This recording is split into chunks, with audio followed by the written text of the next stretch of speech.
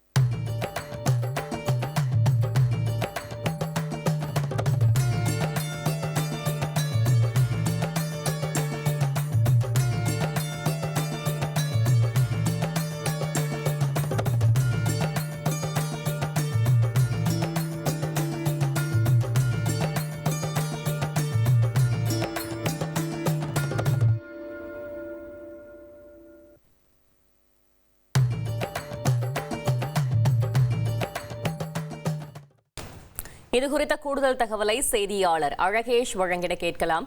அழகேஷ், வணக்கம். கள தகவல்களை சொல்லுங்க.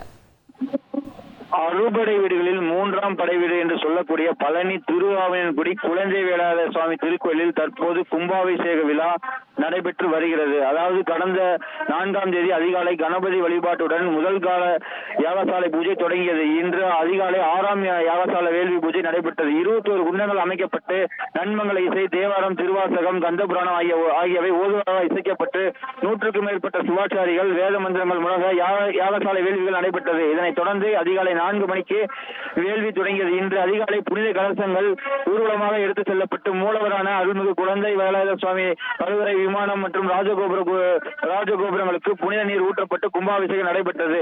தொடர்ந்து திருச்சுற்று திருக்கோயிலுக்கும் திருக்கூட நன்னீராட்ட விழா நடைபெற்றது. இதில் அமைச்சர் சேகர்பாபு, அமைச்சர் சக்கரபாணி, பழனி சட்டமன்ற உறுப்பினர் செந்தில்குமார் மற்றும் வேடசந்தூர் சட்டமன்ற உறுப்பினர் காந்திராஜன் மற்றும் இந்து சமய அறநிலையத்துறை ஸ்ரீதரன் ஆகியோர் மற்றும் கலந்து கொண்டுள்ளனர். மற்றும் இதனை காண ஆயிரக்கணக்கான பக்தர்கள் தற்போது பழனி அடிவாரம் பகுதியில் குவிந்துள்ளனர். இதற்கான ஏற்பாடுகளை மாவட்ட நிர்வாகம் மற்றும் போலீசார், கோயில் நிர்வாகம் செய்துள்ளனர். தகவல்களுக்கு நன்றி அழகேஷ்.